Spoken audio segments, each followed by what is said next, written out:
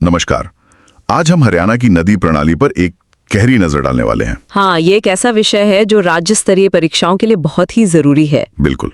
और हमारे पास जो जानकारी है वो उत्तरी, पूर्वी और दक्षिणी दोनों तरह की नदियों का पूरा ब्यौरा देती है। तो हमारा मकसद यही है कि इस सारी जानकारी को ऐसे समझें कि परीक्षा से ठीक पहले इसका फटाफट रिवीजन हो सके। हाँ, और सबसे अच्छा तरीका यही है कि इसे दो हिस्सों में बांट लें। एक तरफ हरियाणा की उत्तरी पूर्वी नदियाँ और दूसरी तरफ दक्षिणी नदियाँ। ठीक है। हम एक एक करके हर नदी पर बात करेंगे और उन फैक्ट्स पर ज्यादा ध्यान देंगे जो एग्जाम में पूछे जाते हैं। जैसे कि नदी कहाँ से निकलती है, कहाँ बहती है, उसकी सहायक नदियाँ कौन सी हैं। बिल्कुल, और कोई भी ऐतिहासिक या ज्योग्राफिकल फैक्ट जो जरूरी हो। तो चलिए उत्तरी पूर्वी नदियों से ही शुरू करते हैं। तो जाहिर है सबसे पहले बात होगी हरियाणा की सबसे प्रमुख नदी यमुना की। हाँ, यमुना ये गंगा की एक बहुत बड़ी सहायक नदी है और हरियाणा की सबसे महत्वपूर्ण नदी भी। और ये हरियाणा की पूर्वी सीमा भी तो बनाती है उत्तर प्रदेश के साथ। सही कहा, यह हरियाणा और उत्तर प्रदेश को अलग करती है। इसका उद्गम होता है उत्तराखंड में गढ़वाल हिमालय में। बंदरपूछ की पहाड़ियों से है ना। हाँ, बंदरपूछ के पश्चिमी ढाल से। और एग्जाम के लिए फैक्ट जरूरी है कि यमुनोत्री की ऊंचाई समुद्र तल से 6330 मीटर है। अच्छा, 6330 मीटर। शायद इसीलिए एक 12मासी नदी है, मतलब इसमें साल भर पानी रहता है। बिल्कुल, ग्लेशियर से पानी मिलता है इसे। हरियाणा में इसकी लंबाई लगभग 320 किलोमीटर है। और ये हरियाणा में घुसती कहाँ से? ये सवाल तो कई बार देखा है। ये बहुत ही जरूरी पॉइंट है। यह नदी हरियाणा में यमुनानगर के पास ताजेवाला के उत्तर में कलेसर में प्रवेश करती है। इसे याद रखना है। कलेसर, यमुनानगर, ठीक है। इसके बाद यह करनाल, पानीपत, सोनीपत, फरीदाबाद से बहती हुई पलवल के हसनपुर से ये फिर उत्तर प्रदेश में चली जाती है। हाँ, और फिर आगे जाके इलाहाबाद यानी प्रयागराज के पास गंगा नदी में मिल जाती है। स्रोत में एक दिलचस्प ऐतिहासिक बात भी है कि आज का हरियाणा यमुना के किनारे है, जबकि प्राचीन काल में ये सरस्वती के किनारे था। बिल्कुल, ये दिखाता है कि कैसे वक्त के साथ लैंडस्केप बदलता है। अब इस पर बने बांध और कुंड भी अक्सर पूछे जाते हैं। जैसे हथनीकुंड बैराज। हाँ, हथनीकुंड बैराज जो ताजेवाला में है। फिर फरीदाबाद में अनंगपुर बांध और किशाऊ, रेणुका और लखवार बांध भी हैं। और इसकी सहायक नदियां? इसकी सहायक नदियां हैं सोम्ब, पथराला और टोन्स। और यहाँ ये याद रखना बहुत जरूरी है कि टोन्स यमुना की सबसे बड़ी सहायक नदी है। टोन्स यमुना की सबसे बड़ी सहायक नदी, ठीक है, ये नोट कर लिया। यमुना के बाद दूसरी महत्वपूर्ण उत्तरी नदी है घग्गर। हाँ, घग्गर, लेकिन ये यमुना से बिल्कुल अलग है। ये एक मौसमी नदी है, मतलब सिर्फ मानसून में पानी होता है इसमें, और सिरसा जिलों से होकर बहती है। और आखिर में ये राजस्थान के हनुमानगढ़ में जाकर लुप्त हो जाती है, रेगिस्तान में खो जाती है। अच्छा, एक और बड़ा इंटरेस्टिंग फैक्ट है इसके बारे में। पाकिस्तान में इसका नाम बदल जाता है। हाँ, पाकिस्तान में इसी नदी को हकरा नदी के नाम से जाना जाता है। परीक्षा की दृष्टि से यह एक बहुत महत्वपूर्ण बिंदु है। बिल्कुल। और इसकी सहायक नदियां कौन कौन सी हैं? इसकी सहायक नदियां हैं कौशल्या नदी, मारकंडा, सरस्वती, टंगरी और चौटांग। तो अब मारकंडा नदी की बात करते हैं। इसका प्राचीन नाम अरुणा था, ये तो मुझे याद है। बहुत बढ़िया, यह फैक्ट अक्सर पूछा जाता है।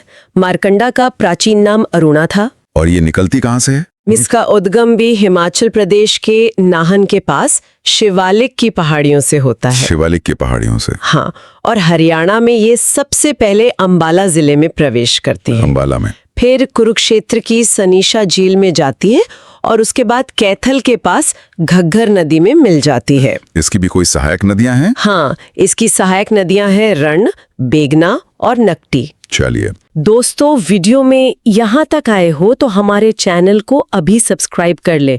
हम आपसे वादा करते हैं आपको परीक्षा के लिए सब कुछ सीखने को मिलेगा। अगली नदी है टांगरी नदी। टांगरी ये पंचकूला की मोरनी पहाड़ियों से निकलती है। अच्छा, तो ये इसका सोर्स हरियाणा के अंदर ही है? बिल्कुल, और ये अंबाला के मुलाना के पास मारकंडा नदी में मिल जाती है। ठीक है। इसकी दो मुख्य सहायक नदियां हैं बलियारी और आमरी। अब उस नदी पर आते हैं जिसका जिक्र इतिहास में तो बहुत है, लेकिन आज वो दिखती नहीं है। सरस्वती नदी। हाँ, सरस्वती नदी। स्रोत के अनुसार ये नदी आज की तारीख में लुप्त हो चुकी है। पर ये निकलती कहाँ से थी? ऐसा माना जाता है कि ये हिमाचल प्रदेश के सिरमौर की बर्फीली पहाड़ियों से निकलती थी। और इसके होने के सबूत भी तो मिले हैं ना? हाँ, पुरातात्विक साक्ष्य मिले हैं। इसके अवशेष यमुनानगर के मुगलावली गांव में पाए गए हैं। और यमुनानगर का एक गांव है मुस्तफाबाद, उसका नाम भी तो बदला गया है। सही पकड़ा। मुस्तफाबाद गांव का नाम बदलकर सरस्वती नगर कर दिया गया है, क्योंकि वहां सरस्वती नदी के बहने के प्रमाण मिले हैं। इसका ऐतिहासिक महत्व तो बहुत ज्यादा है। महाभारत की रचना भी तो इसी के किनारे हुई थी। हाँ, ऐसा माना जाता है कि महर्षि वेदव्यास ने महाभारत इसी नदी के किनारे रची थी और प्रसिद्ध नरकातारी तीर्थ भी इसी के तट पर है। और सरकार भी इसे लेकर काफी गंभीर है। हरियाणा सरस्वती विकास बोर्ड का गठन किया गया है। बिल्कुल, इसके संरक्षण और पुनरुत्थान के लिए। इसी खंड में कुछ और भी महत्वपूर्ण तथ्य हैं, जैसे चौटांग नदी। हाँ, चौटांग नदी का प्राचीन नाम दृशद्वती है। ये भी सरस्वती की तरह ही एक महत्वपूर्ण नदी थी। हाँ, और पहाड़ियों की ऊंचाई के बारे में भी कुछ आंकड़े हैं। हाँ, मोरनी की पहाड़ियों की औसत ऊंचाई 1214 मीटर है, लेकिन इसकी सबसे ऊंची चोटी करो है, जिसकी ऊंचाई 1514 मीटर है। 1514 मीटर। और इसकी तुलना में दक्षिण हरियाणा की अरावली की ऊंचाई तो काफी कम है। बहुत कम। अरावली क्षेत्र की सबसे ऊंची चोटी नारनौल के कुलताजपुर में है और उसकी ऊंचाई सिर्फ 652 मीटर है। तो ये अंतर बहुत बड़ा है। हाँ, और एक आखिरी बात, ऋग्वेद में उल्लेख है कि सरस्वती नदी अरब सागर में गिरती थी। मतलब ये कितनी विशाल नदी रही होगी। अच्छा, इस भाग की आखिरी नदी राक्षी नदी। हाँ, राक्षी नदी। यह यमुनानगर के बिलासपुर के पास शाहपुर से निकलती है और लाडवा तक बहने के बाद चौटांग नदी में मिल जाती है। तो ये तो हुई उत्तरी पूर्वी नदियों की बात। चलिए, अब हरियाणा के दक्षिणी भाग की नदियों पर ध्यान देते हैं।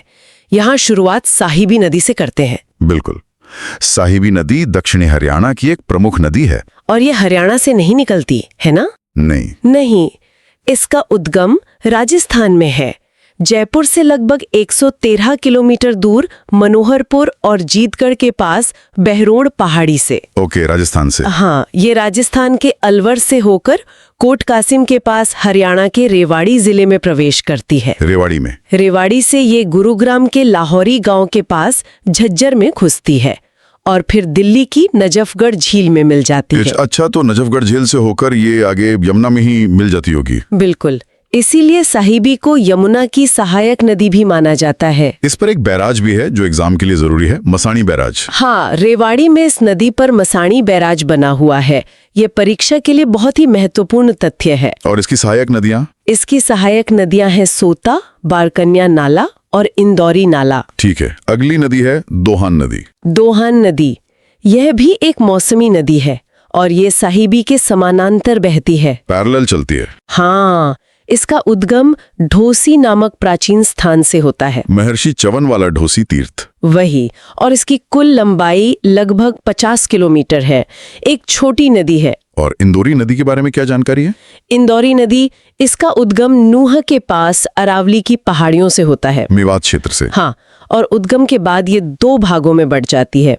एक शाखा रेवाड़ी की ओर जाती है और दूसरी पटौदी के पास साहिबी नदी में मिल जाती है। इसका भी एक प्राचीन नाम है अंशुमती। सही, इसका प्राचीन नाम अंशुमती था। ये भी याद रखने वाला फैक्ट है। और दक्षिणी नदियों में आखिरी है कृष्णावती नदी। कृष्णावती नदी, ये भी राजस्थान के अरावली पहाड़ियों से ही निकलती है। और हरियाणा में ये सबसे पहले नारनौल के पास प्रवेश करती है और अंत में बहरोड़ नाले में मिलकर लुप्त हो जाती है। तो ये थी हरियाणा की नदी प्रणाली की पूरी जानकारी। हमने उत्तरी पूर्वी 12 मासी नदियों से लेकर दक्षिणी मौसमी धाराओं तक सबको कवर किया। हाँ, हमने उनके उद्गम, प्रवाह मार्ग, सहायक नदियों और परीक्षा के लिए जरूरी तथ्यों पर विस्तार से बात की है। अगर रिवीजन के लिए कुछ खास बातें दोहरानी हो तो वो क्या होंगी? देखिए, मुख्य रूप से उत्तरी और दक्षिणी नदी प्रणालियों के बीच का अंतर याद रखना जरूरी है। हिमालय और अरावली का फर्क? बिल्कुल। साथ ही मारकंडा का प्राचीन नाम अरुणा, चौटांग का दृश्यवती और साहिबी नदी पर बना मसाणी बैराज, ये कुछ ऐसे विशिष्ट तथ्य हैं जिन्हें दोहराना बहुत फायदेमंद होगा। और अंत में दोस्तों, वीडियो में यहाँ तक आए हो तो हमारे चैनल को अभी सब्सक्राइब कर ले। हम आपसे वादा करते हैं, आपको परीक्षा के लिए सब कुछ सीखने को मिलेगा।